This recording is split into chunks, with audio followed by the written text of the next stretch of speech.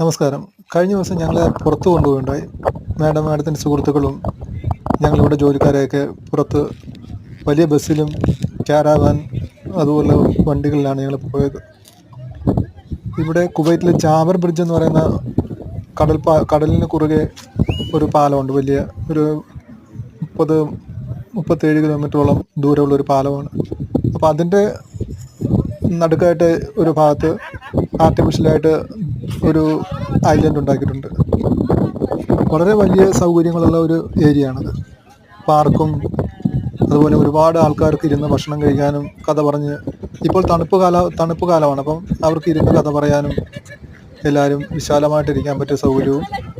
അപ്പം എനിക്ക് കണ്ടൊരു കൗതുകമാണ്, അവിടെ കുവൈറ്റിൻ്റെ മോട്ടോർ ബൈക്ക് റൈഡേഴ്സിൻ്റെ ഒരു 19 ബൈക്കുകൾ, ഏകദേശം 50 ലക്ഷത്തിന് മേലിൽ വില വരുന്ന ഉദ്ദേശത്തിന്, എൻ്റെ ഒരു ഉദ്ദേശം പറയുകയാണെങ്കിൽ 50 ലക്ഷത്തിന് മേൽ വരുന്ന വിലയുള്ള ബൈക്കുകളാണ് ഈ കാണുന്നതെല്ലാം.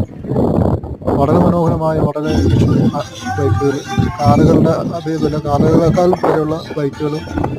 അത് ഈ കാണുന്നത് നമ്മുടെ ഒരു സ്റ്റേജാണ്, ഓപ്പൺ സ്റ്റേജാണ്. അവിടെ പരിപാടി നടക്കാറുണ്ട് എല്ലാ ദിവസവും. ഇപ്പോൾ തണുപ്പ് കാലാവസ്ഥ, ഞാൻ വീണ്ടും പറയാം, തണുപ്പ് കാലാവസ്ഥ ഇവർ രാത്രി മുഴുവൻ ഇതുപോലുള്ള സ്ഥലങ്ങളിലാണ് സ്പെൻഡ് ചെയ്യുന്നത്.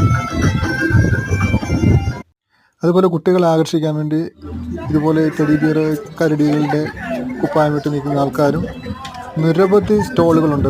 അവിടുത്തെ സുവനീർ, അതായത് നമ്മുടെ ഈ കുവൈറ്റിൻ്റെ സുവനീറുകൾ, പലതരത്തിലുള്ള അവിടുത്തെ കരകൗശലങ്ങൾ വിൽക്കുന്നതും, പിന്നെ കുതിര സവാരിയും. ഞങ്ങൾ വന്ന ഈ വണ്ടിയിലാണ്, ഞങ്ങൾ ആൺകുട്ടികളും ഞാനും ഡ്രൈവറുമായിട്ട്